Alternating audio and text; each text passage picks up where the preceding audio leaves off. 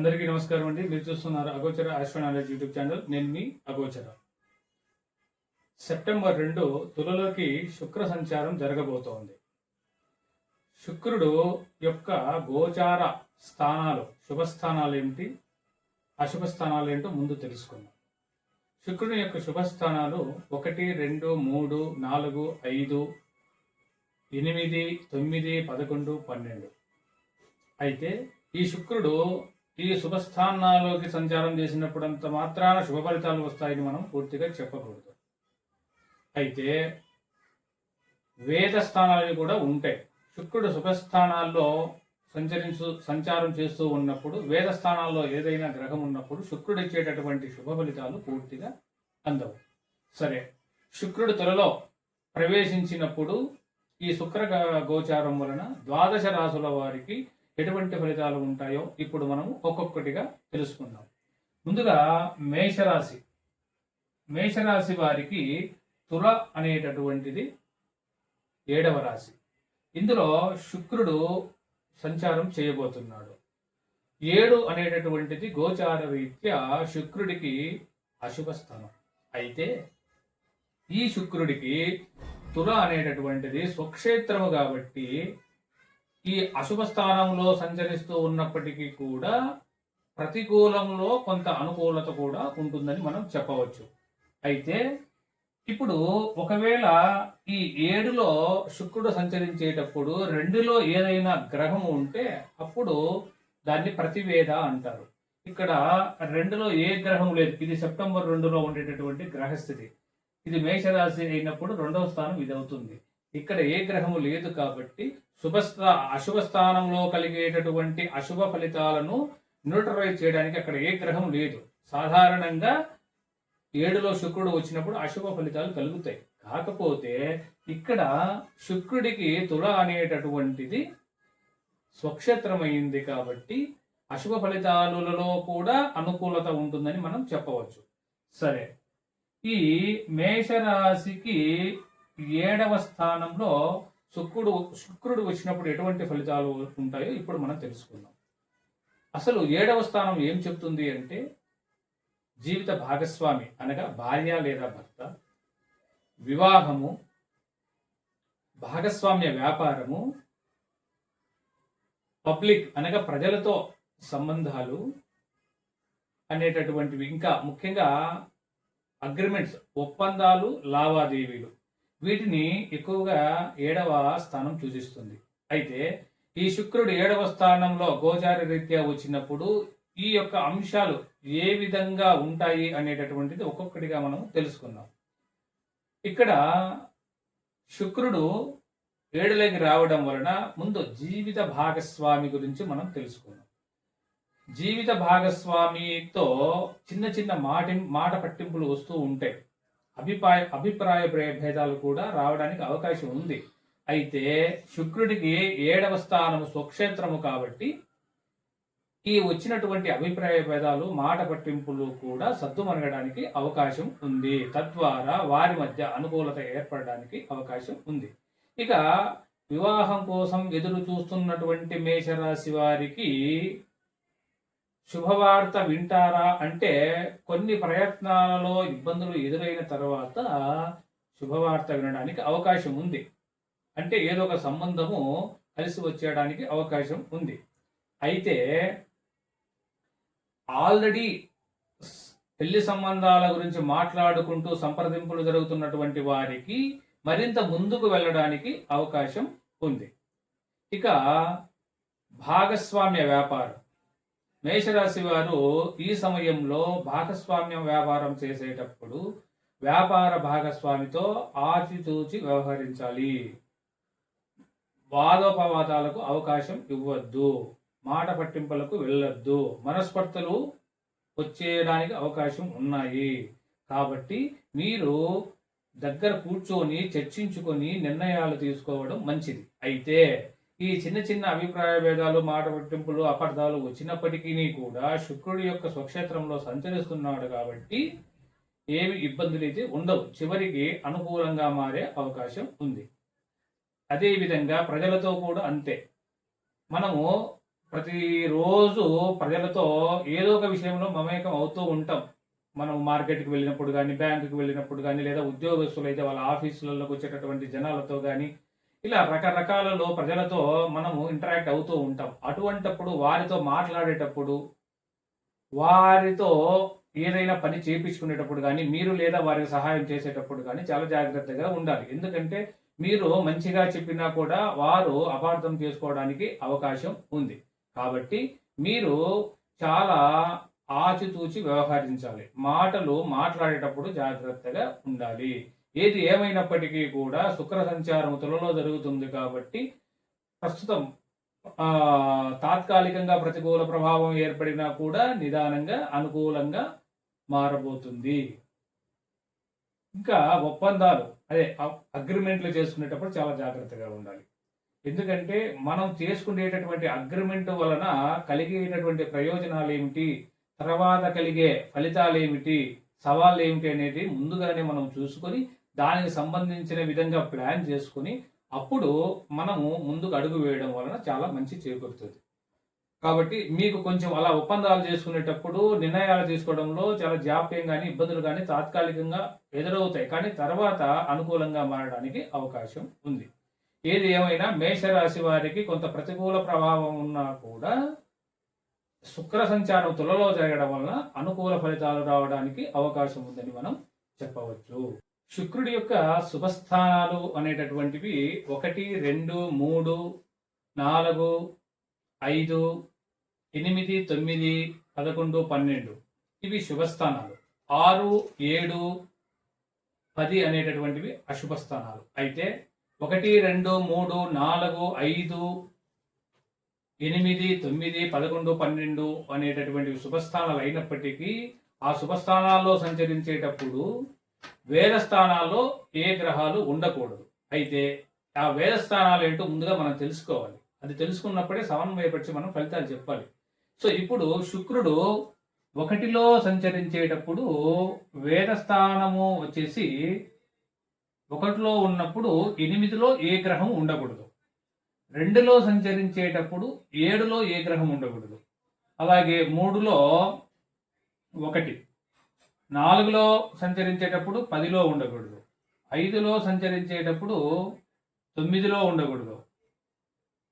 6 అనేది అశుభ స్థానం కాబట్టి 6 పక్కన పెడదాం. నెక్స్ట్ 8లో సంచరించేటప్పుడు 5లో ఏ గ్రహం ఉండకూడదు. 9లో సంచరించేటప్పుడు 11లో ఏ గ్రహము ఉండకూడదు.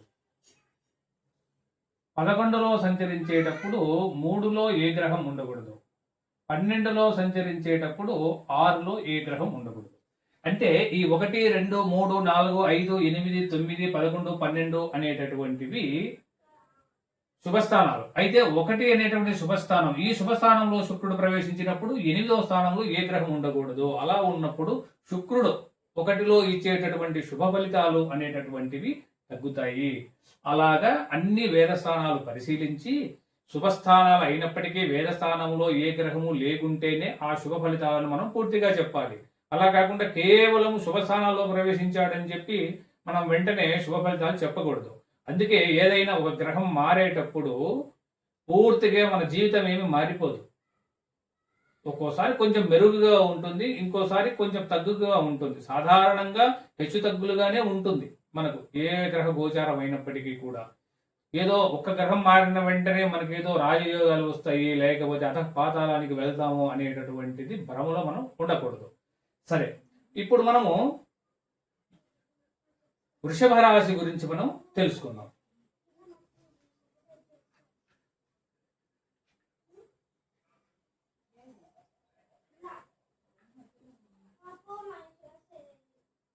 వృషభ రాశి తుల అనేటటువంటిది 6వ రాశి అవుతుంది.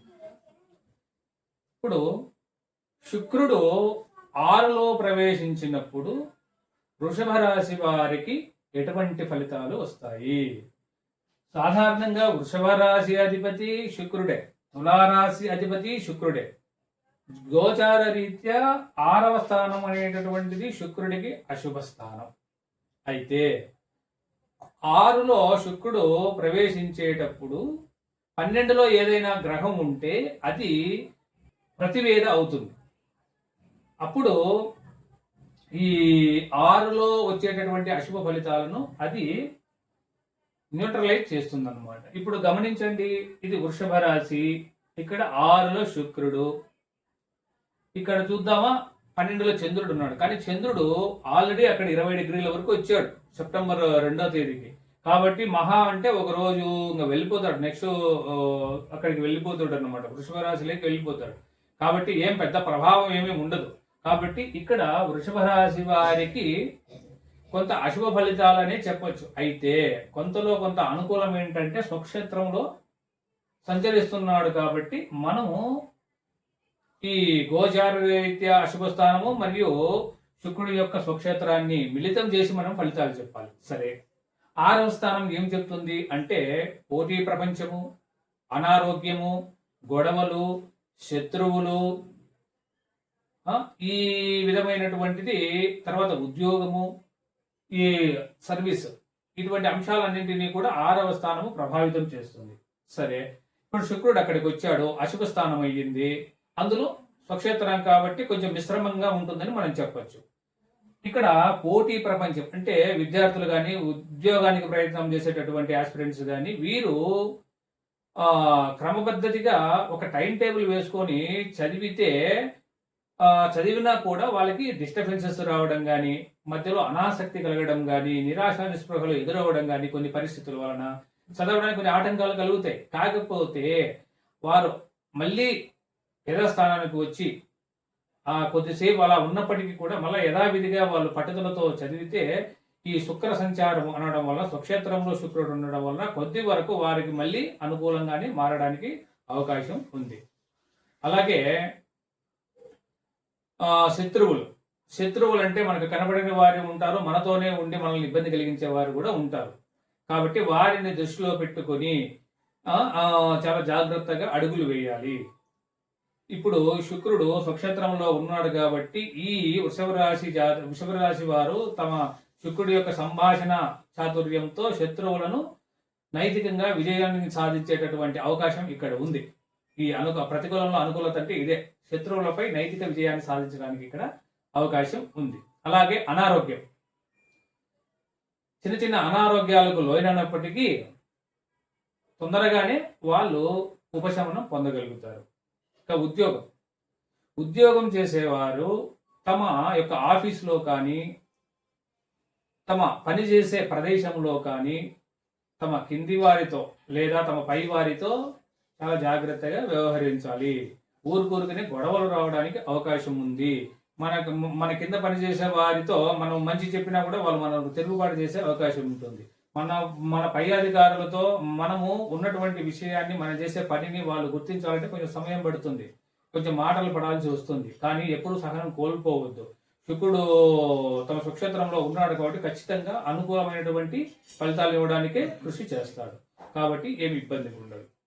సో ఈ విధంగా మనకు దాంపత్య జీవితంలో కూడా 6లో శుక్రుడు ప్రవేశించినప్పుడు కొంచెం చిన్న ఇబ్బందులు ఎదుర్కోవాల్సి వస్తుంది.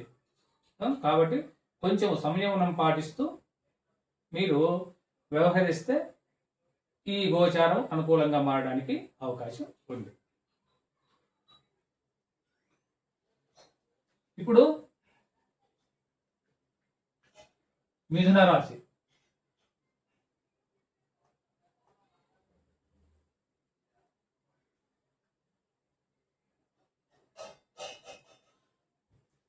మిథున రాశి వారికి తుల 5వ స్థానం అవుతుంది. తుల 5వ స్థానం ఏం చెప్తుంది అంటే సంతానము, విద్య, సృజనాత్మకత, క్రీడలు అనేటటువంటి ముఖ్యమైనటువంటి విషయాలు అవి 5వ స్థానం చెప్తుంది. సో ఇక్కడ మనం చూసాల్సిన సంతానం గురించి ఎదురు చూసే వారికి ఇక్కడ శుభవార్త అనేటటువంటిది ఖచ్చితంగా కలగడానికి అవకాశం ఉంది. అయితే మనం చెప్పాం కదా, 5 శుభస్థానమే అయినప్పటికీ 9లో ఏ గ్రహం ఉండకూడదు. ఇక్కడ చూద్దామా, ఇక్కడ 9లో మిథున రాశి వారికి 9లో ఏముంది, రాహు ఉన్నాడు. రాహు ఉన్నాడు కాబట్టి ఈ 5లో ఉండేటటువంటి శుభ ఫలితాలను అతను న్యూట్రలైజ్ చేస్తాడు, అంటే తగ్గిస్తాడు. సో కాకపోతే ఏంటంటే స్వక్షేత్రం కాబట్టి ఎక్కువ అవకాశాలే ఉండడానికి ఉంది. కాబట్టి సంతానం కోసం ఎదురు చూసేవారు శుభవార్త వినడానికి అవకాశాలు ఉన్నాయి. అలాగే సృజనాత్మకంగా అంటే సినీ ఫీల్డ్లో ఉండేవాళ్ళు కానీ, లేదా రచన చేసేవాళ్ళు కానీ, లేదా ఏదైనా క్రియేటివ్ ఫీల్డ్లో ఉండే వాళ్ళకి మంచి ఆలోచనలు, మంచి ఫలితాలు, మంచి అనుకూలమైనటువంటి వాతావరణం ఏర్పడడానికి అవకాశం ఉంది. అలాగే క్రీడలలో ఉండే వారికి కూడా తమ ఎఫర్ట్స్ ఎక్కువగా పెట్టడానికి అవకాశం ఉంది. ఇకపోతే ఇంకా ఏం చెప్పాం మనం, 5వ స్థానం విద్యార్థులు కూడా వారు విద్యలో రాణించడానికి వారు ఏవైనా కూడా నేర్చుకునేటటువంటి సమయము, లేదా ఏదైనా స్కాలర్షిప్లు కానీ, లేకపోతే పోటీ పరీక్షలు కానీ, ఇటువంటి వారికి అనుకూల ఫలితాలు రావడానికి అవకాశం ఉంది. ఇది మిథున రాశి వారి ఫలితాలు. ఇప్పుడు కర్కాటక రాశి.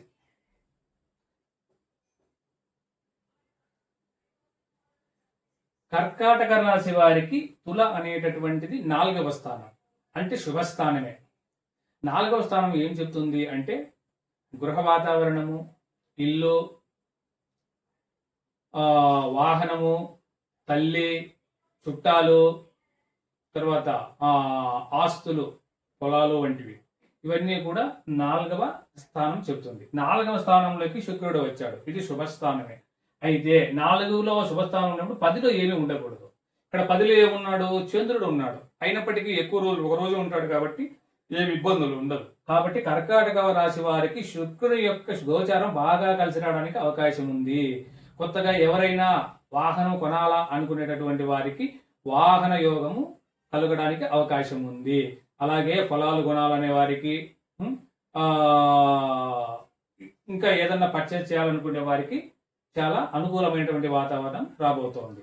అంతేకాదు తల్లితో సత్సంబంధాలు మెరుగవుతాయి, తల్లితో అనుబంధం పెరుగుతుంది, తల్లి ఆరోగ్యం ఏమన్నా ఉంటే, అనారోగ్యం ఏమన్నా ఉన్నా కూడా కుదురపడుతుంది, తల్లి ద్వారా లాభం చేకూరడానికి అవకాశం ఉంది. అలాగే ప్రాథమిక విద్య కూడా 4వ స్థానం చెప్తారు. ప్రాథమిక విద్యలో ఉండేటటువంటి విద్యార్థులకు కూడా ఈ కర్కాటక రాశి విద్యార్థుల వారికి అనుకూలంగా ఉంటుందని మనం చెప్పచ్చు. అలాగే వాహనం ఆల్రెడీ చెప్పాం మనం. సో ఈ విధంగా కర్కాటక రాశి వారికి శుక్రుడి యొక్క గోచారం బాగా కలిసి రావడానికి అవకాశం ఉందని మనం చెప్పచ్చు. తర్వాత సింహరాశి.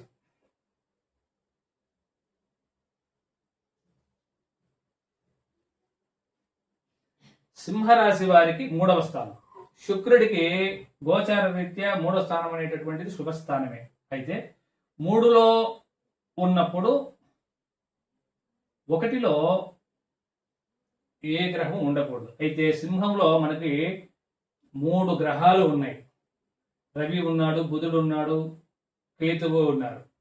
కాబట్టి వీరికి ఫలితాలు అనేటటువంటివి మిశ్రమంగా ఉంటాయి. మిశ్రమంగా కంటే సాధారణ కంటే కొంచెం ఎక్కువగా అనుకూలంగా ఉంటాయి. ఎందుకంటే శుక్రుడు స్వక్షేత్రం ఒకటి, శుభస్థానం ఒకటి. అయితే ఇక్కడ మనకు వేద స్థానాల్లో గ్రహాలు ఉన్నాయి కాబట్టి కొంచెం మనము మీడియం కంటే అబౌవ్ యావరేజ్ కంటే అబౌవ్ యావరేజ్ ఫలితాలు వీళ్ళు పొందవచ్చని మనం చెప్పవచ్చు. 3 ఏం చెప్తాం మనము, 3వ స్థానం ఏం ప్రభావితం చేస్తుంది? కమ్యూనికేషన్, పరాక్రమము, ధైర్యము, దగ్గరి ప్రయాణాలు, సోదరులు, ఇవన్నీ కూడా మనం 3వ స్థానం మీద ప్రభావితం చూపిస్తుంది. దగ్గరి ప్రయాణాలు, చిన్న చిన్న అసౌకర్యాలతో దగ్గరి ప్రయాణాలు విజయవంతం అవుతాయని మనం చెప్పవచ్చు. అలాగే సోదరులతో సత్సంబంధాలు మెరుగవుతాయి, సోదరులతో మంచి సాన్నిహిత్యం పెరుగుతుంది. అలాగే వీరిలో ధైర్యము, ఏదైనా పని చేయాలనుకుంటే నిర్ణయాలు తీసుకోవడంలో చాలా ధైర్యంగా తీసుకోగలుగుతారు. ఈ సమయంలో ఏదైనా పని చేయాలంటే చాలా ధైర్యంగా ముందుకు వెళ్ళడానికి అవకాశం ఉంది. వీరి కమ్యూనికేషన్ అనేది చాలా ప్రభావితంగా ఉంటుంది ఈ సమయంలో. అసలే శుక్రుడు సంభాషణ చాతుర్యం చాలా బాగా ఉంటుంది, చాలా మృదువుగా ఉంటుంది, ఎదుటి వారిని ఆకట్టుకునే విధంగా ఉంటుంది. కాబట్టి ఈ సమయంలో వీరి కమ్యూనికేషన్ చాలా ప్రభావవంతంగా ఉంటుంది. వీరి మాటల ద్వారా ఎదుటి వారిని ప్రభావితం చేసేదానికి అవకాశం ఎక్కువగా ఉంది. తర్వాత కన్యారాశి. కన్యారాశి వారి ఫలితాలు ఏ విధంగా ఉంటాయో చూద్దాం. కన్యారాశి వారికి 2వ స్థానంలో శుక్రుడు సంచరించబోతున్నాడు. ఇక్కడ 2లో ఉన్నప్పుడు 7లో ఏ గ్రహము ఉండకూడదు. 2లో ఉన్నప్పుడు ఏ గ్రహము కూడా వేదస్థానం, ఎందుకంటే ఆ వేదస్థానంలో 7 అనేది వేదస్థానం కాబట్టి శుక్రుడికి ఆ స్థానంలో ఏ గ్రహం ఉండకూడదు. అప్పుడు 2వ స్థానం యొక్క ఫలితాలు మెరుగ్గా ఉంటాయి. ఇక్కడ చూద్దాం. ఇక్కడ కన్య ఇక్కడ ఉంది, 7 ఏముంది, శని ఉంది. కాబట్టి వేదస్థానంలో శని ఉంది కాబట్టి ఇక్కడ 2లో ఇచ్చేటటువంటి శుభ ఫలితాలు ఉన్నటువంటి కొంచెం నిదానంగా వస్తాయి. అంతేకాదు ఇది స్వక్షేత్రము మరియు శుభస్థానము కాబట్టి వీరికి 2వ స్థాన పరంగా కన్యా రాశి వారికి ఏ విధంగా ఫలితాలు ఉంటాయి ఇప్పుడు మనం తెలుసుకుందాం. 2వ స్థానం ఏం చెప్తుంది అంటే వాక్కు, కుటుంబము, మన ముఖము, ఆహారము, కన్ను, ముఖ్యంగా కుడి కన్ను, ఇవన్నీ సంపాదన, ఇవన్నీ కూడా 2వ స్థానం చెప్తుంది. సో కాబట్టి కుటుంబంతో సన్నిహితంగా వెలుగుతారు. కొంచెం ఇంతవరకు అట్లు ఇట్లు దూరంగా ఉన్నప్పటికీ కూడా కుటుంబంతో మంచి సత్సంబంధాన్ని వీరు నెలకొల్పగలుగుతారు. మంచి మాట, వాక్ అంటేనే చెప్పాం ఇంతవరకు. సో వీరి వాక్ చాలా ప్రభావవంతంగా మారబోతుంది. కాకపోతే కొంచెం ఆలస్యం జరగడానికి అవకాశం ఉంది. ధనము, 2ది ధనస్థానం అని కూడా మనం చెప్పాం కదా. సో సంపద అనేటటువంటిది కొంచెం నిదానంగా అయినా కూడా మంచి సంపద, ఈ సమయంలో మంచి సంపద రావడానికి అవకాశం ఉంది. ఇది కన్యారాశి వారి ఫలితాలు. ఇకపోతే తులారాశి. తులారాశి అనేటటువంటిది 1వ స్థానము. అంటే తన జన్మరాశిలోనే శుక్రుడు సంచారం చేయబోతున్నాడు. ఇది చాలా అత్యంతమైనటువంటి శుభస్థానం. అయితే 1లో ప్రవేశించేటప్పుడు 8లో ఏ గ్రహం కూడా సంచరించకూడదు. కాబట్టి 8లో ఇక్కడ ఏ గ్రహము లేదు కాబట్టి శుక్రుడికి, అంటే తులారాశి వారికి చాలా అత్యంత శుభకరమైనటువంటి కాలం నడవబోతుందని మనం చెప్పవచ్చు. ఏం చెప్పచ్చు? ఆరోగ్యం, అంటే దేహము, వీరు అనారోగ్యంగా ఏమన్నా ఉన్నా కూడా శక్తివంతంగా తయారవుతారు. మంచి సౌందర్యోపాసన చేస్తారు. అంటే వీరు ఎక్కువ అందంపై ఆసక్తి ఈ సమయంలో చూపుతారు. ఆరోగ్యం కుదుటపడుతుంది. మంచి దేహదారోగ్యానికి కావలసినటువంటి ప్రయత్నాలు చేస్తారు. వీరి ఆలోచనలు, వీరి స్వభావము, ఈ స్వభావం అనేటటువంటిది ఎదుటి వారితో మంచిగా వ్యవహరిస్తారు. తర్వాత వీరి యొక్క చేసే పనులు, వీరి యొక్క సంభాషణలు, వీరి యొక్క నడవడిక అన్నీ కూడా వీరికి లాభదాయకంగానే మారబోతోంది. కాబట్టి తులారాశి వారికి దేహపరంగా కానీ, రూపపరంగా కానీ, స్వభావపరంగా కానీ అన్నిటి పరంగా కూడా వీరికి అనుకూలంగా మారబోతోంది. ఇది తులారాశి వారి యొక్క ఫలితాలు. ఇప్పుడు 12 వృశ్చిక రాశి. వృశ్చిక రాశి వారికి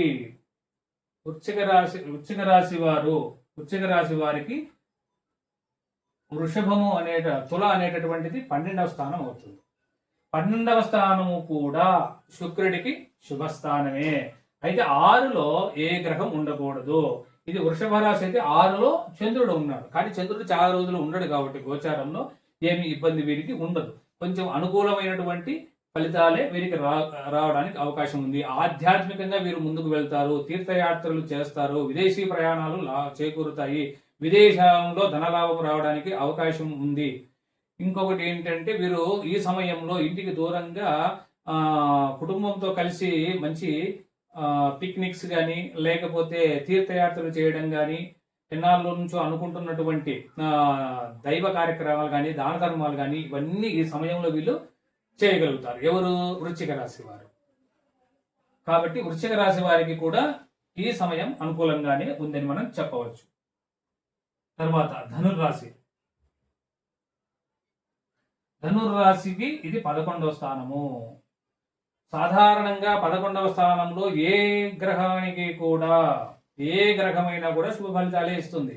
అయితే ఇక్కడ శుక్రుడు 11వ రాశి స్వక్షేత్రమైనటువంటి తులలో సంచరించబోతున్నాడు. అయితే ఈ 11లో ఉన్నప్పుడు 3లో ఏ గ్రహం ఉండకూడదు.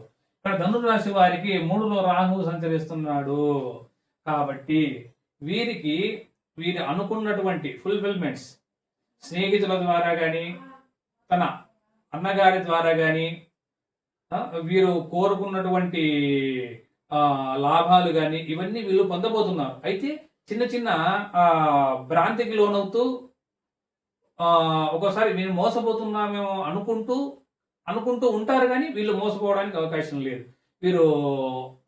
వీరికి పొందాలన్నటువంటి విషయాలు, విలాస వస్తువులు కానీ, వీరి కోరికలు కానీ, వీరి స్నేహం మెరుగుపడడం కానీ, వీరి అన్నగారితో మంచి సత్సంబంధాలు నెలకొల్పడం కానీ, వీరు ఏదైనా మంచి సౌందర్యోపాసన కొన్నటువంటి ఆభరణాలు ఇవన్నీ కూడా వీళ్ళు కొనుగోలు చేయడానికి అవకాశం ఉంటుంది. వీరు చేసే పనులలో లాభసాటిగా మారడానికి అవకాశం ఉంది. కాబట్టి ధనుర్రాశి వారికి ఒక రకంగా చెప్పాలంటే సాధారణంగా కంటే కొంచెం ఎక్కువగానే అనుకూలంగా ఉందని మనం చెప్పవచ్చు.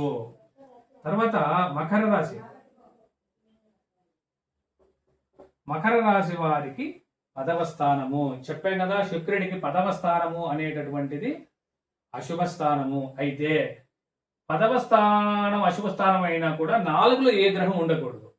4లో ఏ గ్రహం అయినా ఉంటే ఈ అశుభ ఫలితాలను ఇది తగ్గిస్తుంది. ఇక్కడ 4లో మకర రాశి వారికి 4లో చంద్రుడు ఉన్నాడు. ఆయన చంద్రుడు చాలా రోజులు ఉండడు. కాబట్టి వీరు ఉద్యోగంలో కొంత 10వ స్థానం ఏం చెప్తుంది అంటే ఉద్యోగము, కీర్తి, పై అధికారులతో సమన్వయము, సమాజంలో పేరు ప్రఖ్యాతలు, ఇవన్నీ కూడా మకర రాశి వారికి 10వ స్థానంలో ఉన్నటువంటి ఫలితాలు పొందబోతోంది.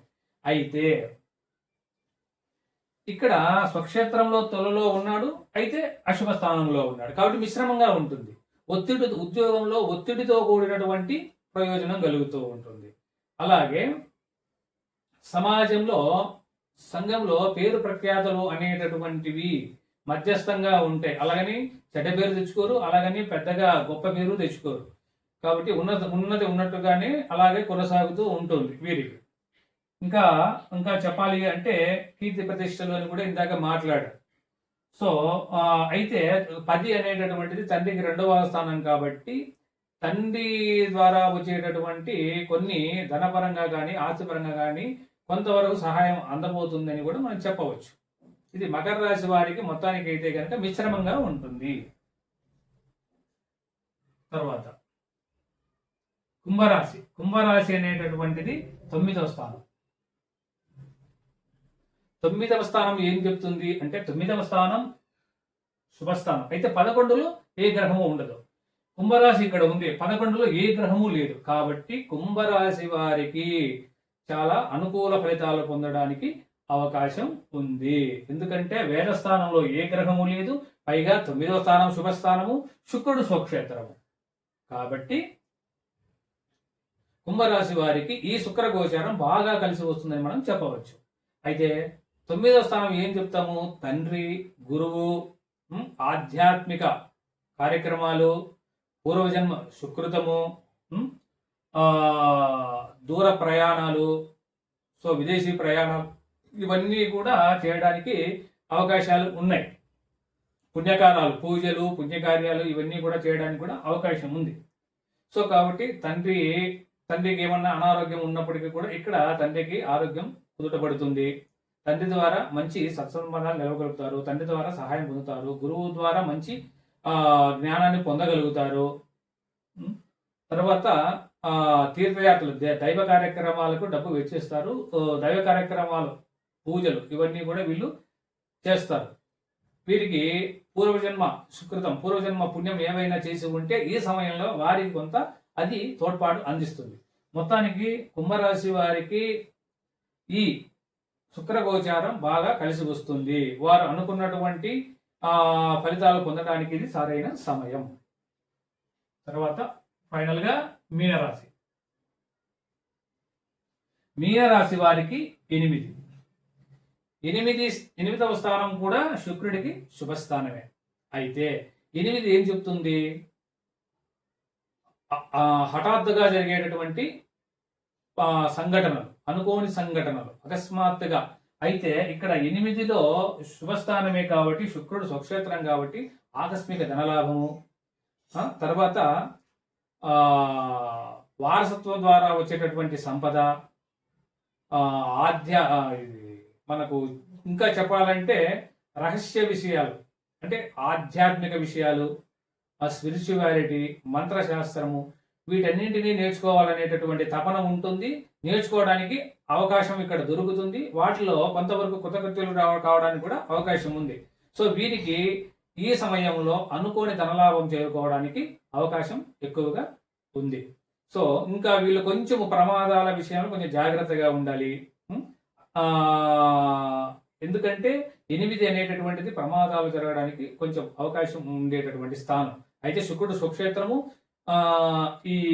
అది శుభస్థానము కాబట్టి కొంతవరకు ఇబ్బందులు ఉండవనే చెప్పవచ్చు.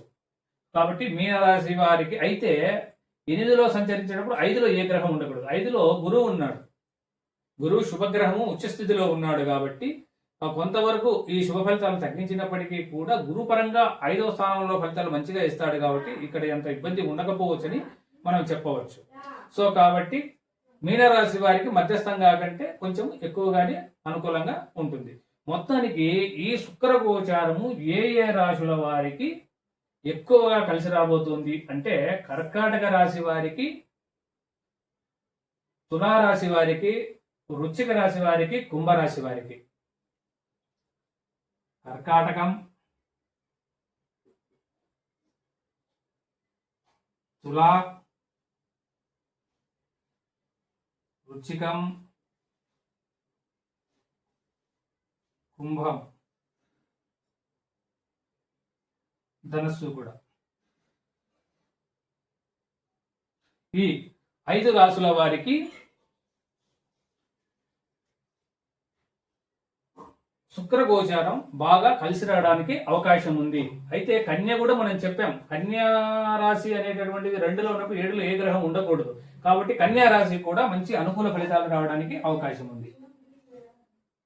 కాబట్టి చివరగా ఈ శుక్ర గోచారం సెప్టెంబర్ 2న శుక్రుడు తులా ప్రవేశము జరగడాన్ని పురస్కరించుకుని ద్వాదశ రాశుల వారిలో ఈ కర్కాటకము, తుల, వృశ్చికము, కుంభము, ధనస్సు, కన్య అనేటటువంటి 6 రాశుల వారికి అనుకూల ఫలితాలు రాబోతున్నాయి. మిగతా 6 రాశుల వారికి మధ్యస్థంగా ఉండబోతుందని మనం చెప్పవచ్చు. అయితే ఇవన్నీ గోచార ఫలితాలు మాత్రమే మీరు గుర్తుపెట్టుకోవాలి. జన్మ జాతకంలో శుక్రుడు ఎక్కడ ఉన్నాడు, ఏ స్థానానికి అధిపతి అనేటటువంటివి అవన్నీ చూసుకొని మనం పూర్తి ఫలితాలు అనేటటువంటిది మనం సమన్వయపరచుకోవాలి. అయితే గోచార రీత్యా మాత్రం ఇంతవరకు నేను చెప్పినటువంటి ఫలితాలు. సో ఇటువంటి మరిన్ని ఆసక్తి విషయాలు, మరిన్ని గోచార విషయాలు, గోచార ఫలితాలు, రాశి ఫలితాలు, జన్మజాతకానికి సంబంధించినటువంటి విశ్లేషణలు అన్నీ కూడా మీరు తెలుసుకోవాలంటే, చూడాలంటే అగోచర ఆస్ట్రోనాలజీ యూట్యూబ్ ఛానల్ని సబ్స్క్రైబ్ చేయండి. నేను చేసే వీడియోలను లైక్ చేయండి. 10 మందికి తెలియజేయాలంటే షేర్ చేయండి. ధన్యవాదాలు. నమస్కారం.